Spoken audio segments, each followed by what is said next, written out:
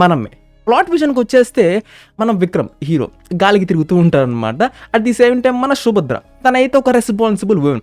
So వీళ్ళిద్దరు కలిసి తన ఫ్రెండ్ అయిన కొడుకుని అయితే వాళ్ళు కేర్ టేకర్గా చూసుకోవాలన్నమాట. సో ఈ సిచ్యువేషన్ ఎందుకు వచ్చింది, సో వీళ్ళిద్దరు ఇలాంటి ఒక క్రేజీ కాంబినేషన్ ఆ పిల్లవాడిని ఎలా చూసుకుంటారు, మరి నెక్స్ట్ ఏం జరిగింది ఈ ఒక జర్నీలో, ఇది మీరు థియేటర్లో చూస్తారు. అండ్ ఇంకా ఓవరాల్గా ఎలా ఉందని విషయానికి వచ్చేస్తే అబ్బబ్బబ్బబ్బబ్బబ్బబ్బబ్బ ఎంత ఎంత ఎంత బాగుంది. ఏసీ కానీ, ఆ రిచ్నెస్ కానీ, మూవీలో లొకేషన్స్ కానీ అబ్బబ్బబ్బబ్బబ్బ ఎంత బాగున్నాయి. Save your precious money, have a wonderful brain, have a good sleep. ఈ వారం రిలీజ్ అవుతున్న మూవీస్లో కొద్ది గొప్ప నాకు ఒక మంచి ఒపీనియన్ ఉంది, ఇది కొంచెం బాగుండిద్దిలే అని ఉన్నది ఒక సినిమానే. ఇవి కూడా నిలువులా మామూలుగా ముంచలేదు భయ్య. అసలు బిగినింగ్ నుంచి మీకు ఆ ఆర్టిఫిషియల్నెస్ అనేది మీకు గట్టి కొట్టేస్తూ ఉండేది భయ్య ముఖం మీద. బిగినింగ్ మూవీ స్టార్ట్ అయిన ఫ్యూ మినిట్స్కి అనమాట. అండ్ దాని తర్వాత మనకి అసలు సాంగ్ ఎందుకు వచ్చిందో అర్థం కాదు. అండ్ ఈ ప్రొసీడింగ్స్ అనేవి మనకి అసలు పిచ్చ చిరాకు వస్తూ ఉంటాయి అనమాట. ఆ ఆర్టిఫిషియల్ సెటప్, ఆర్టిఫిషియల్ పర్ఫార్మెన్సెస్ సహా. సరే మనకి చిన్నపిల్లవాడు వచ్చిన దగ్గర నుంచి అన్న మనకి అక్కడి నుంచి అన్న బాగుండిద్దా అంటే మూవీ అసలు ఎప్పుడన్నా కానీ మనకి ఫీల్ గుడ్ మూవీస్లో మనకి ఇంటర్వ్యూస్లో మెన్షన్ చేసినట్టుగానే మేము అందరం కూడా కొట్టుకుంటూ తిట్టుకుంటూ ఉంటాం, అది సేమ్ టైం మంచిగా ఫీల్ గుడ్ మూమెంట్స్ ఉంటాయి, ఎమోషన్స్ ఉంటాయి అని చెప్పారు. ఓకే, ఇదంతా పక్కన పెట్టేసే. అండ్ ఎప్పుడన్నా మనకి ఫీల్ గుడ్ మూవీస్లో మనకి అది తిట్టుకున్నా కొట్టుకున్న టైప్ ఆఫ్ క్యారెక్టర్స్ అయినా కానీ క్యారెక్టర్స్ మనం వన్స్ ఒక్కసారి అటాచ్ చేయమనుకోండి, స్లోగా మనకి అప్పుడు ఎమోషన్స్ కూడా మనకి అంతే పండుతూ వస్తాయి అనమాట. మంచిగా మనం ఎంజాయ్ చేయగలం. కానీ ఇవన్నీ కూడా జరగాలి అంటే ఫస్ట్ ఆఫ్ ఆల్ మనకి అది చాలా న్యాచురల్గా ఆర్గానిక్ అయితే ఉండాలన్నమాట. కానీ దీంట్లో మనకి ఆ వరల్డ్ అంతా కూడా everything will be artificial man, pure artificial, including the actors performances కూడా మనకి ఈ ముగ్గురు మధ్యన మనకి ఆ కెమిస్ట్రీ కానీ ఆ బాండింగ్ అనేది ఎక్కడో మనకి పర్ఫెక్ట్గా ఫిట్ అవ్వలేదు, ఎక్కడ కుదరలేదు. సినిమా మొత్తం మీద మనకి ఒక 2-3 సీన్లు అలా బాగుంటాయి తప్ప చూడటానికి, and rest of the remaining అంతా కూడా మనకి సోది మెలో డ్రామాని మనం బరాయిస్తూనే ఉండాలి భయ్య. మీకు నేను చెప్పిన పాయింట్ అర్థం కాలేదు, ఒక చిన్న ఎగ్జాంపుల్ చెప్తాను. నువ్వు వస్తానంటే నేను వద్దంటానా, సిద్ధార్థ్ గారు, త్రిష గారు, వీళ్ళిద్దరి మధ్యన మనకి ఆ కొట్టుకోటాలు తిట్టుకోటాలు ఇవన్నీ కూడా మనకి చూడడానికి ఎంత బాగుంటాయి, చూడడానికి చూడముచ్చటగా ఉంటాయి. ఆ క్యారెక్టర్స్ కూడా మనం మంచిగా అటాచ్ అవుతాం అనమాట, మనం ఎంజాయ్ చేస్తూ ఉంటాం. అలాగే మనకి న్యాచురల్గా ఆర్గానిక్గా ఫ్లోలో ఉండాలన్నమాట.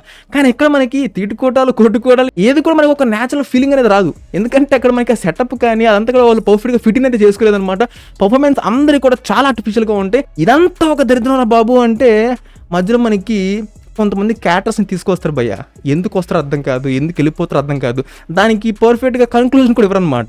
ఏవో విలన్ తీసుకొస్తారు, రెస్టారెంట్ అంటారు, లోన్ అంటారు, గాడిద గుడ్డు బందర్ లడ్డు అంటారు. మరి ఆ లోన్ ఏమైంది తెలీదు, మరి ఆ రెస్టారెంట్ ఏమైంది తెలీదు, గాలి కొనేసారు అంతే. అని ఇంకోటి ఏంటంటే అసలుకే ఒక పక్క మీ అందరం కూడా మీ క్యారెక్టర్స్కి ఎటువంటి అటాచ్మెంట్ అవ్వలేకపోతున్నాం, ఎమోషన్స్ కూడా ఏది పండి సావట్లేదు. ఇంత దారుణమైన స్థితిలో చిన్నపిల్లని కిడ్నాప్ చేస్తారనమాట. అక్కడ పెడతారు భయ్య వీడియో గేమ్ కార్ చేజు. దీని అమ్మ జీవితం ఎందుకు డబ్బులు మరి అంత ఎక్కువైపోయినాయా?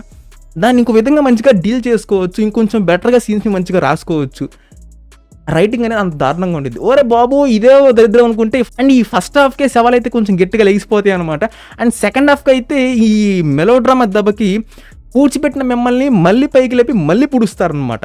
సెకండ్ హాఫ్లో సెకండ్ సాంగ్ ఎందుకు వచ్చింది భయ్య మీరు చెప్పండి, ఆ ఈవెంట్లో ఎందుకు వచ్చింది నువ్వు చెప్పు మరి. అండ్ ఇంత సోది డ్రామాకి ఎవరన్నా మెచ్చుకోవాలి అని ఉంది అంటే అది ఒకే ఒక్క వ్యక్తి అయితే ఉన్నారు, మ్యూజిక్ డైరెక్టర్ భయ్య. అస్సలు ఇంత సోది మెలో డ్రామాకి ఎంత అద్భుతమైన మ్యూజిక్ కొట్టారంటే మ్యూజిక్ పరంగా మాత్రం ఆయన మెచ్చుకోవాలి. కానీ ఏం చేస్తాం, ఈ ఆర్టిఫిషియల్ నల్స్కి ఎంత అతికిచ్చినా కానీ అతుక్కోవచ్చు, దాన్ని ఇంకేం చేయలేరు దాన్ని ఎవరు కూడా.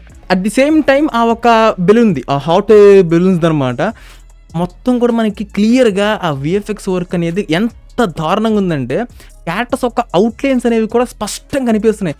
ఒరే బాబు ఏంటి పోస్టర్లు రిలీజ్ చేసిన అంత కూడా ఏది కూడా నిజం కాదా మొత్తం డమ్మినా అంటే అప్పుడు మనకి తర్వాత కొంచెం రియల్ విజువల్స్ అయితే మనకి చూపిస్తారనమాట. అమ్మయ్య ఓకే కొంచెం ఓకే నిజమేనా అనిపించింది. సో ఆ విజువల్స్ కొంచెం బాగున్నాయి భయ్య. అండ్ ది క్లైమాక్స్, ఆ హెలికాప్టర్, కళ్యాణ మండపం, రిచ్నెస్, అబ్బా వీటి మీద పెట్టిన శ్రద్ధ సినిమా మీద పెట్టచ్చు కదా భయ్య అనిపించింది. సో అది విషయం అయితే. And this one goes for the absolutely a pure a bronze star man. And coming to the performances,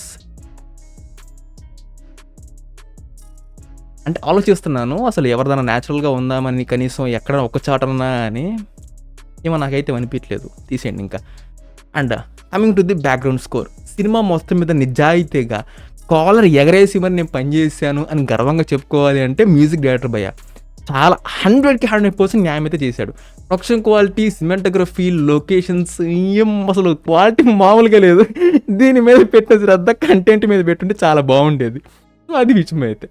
and that's it man. Subscribe if enjoy it and I'll catch you on the next one.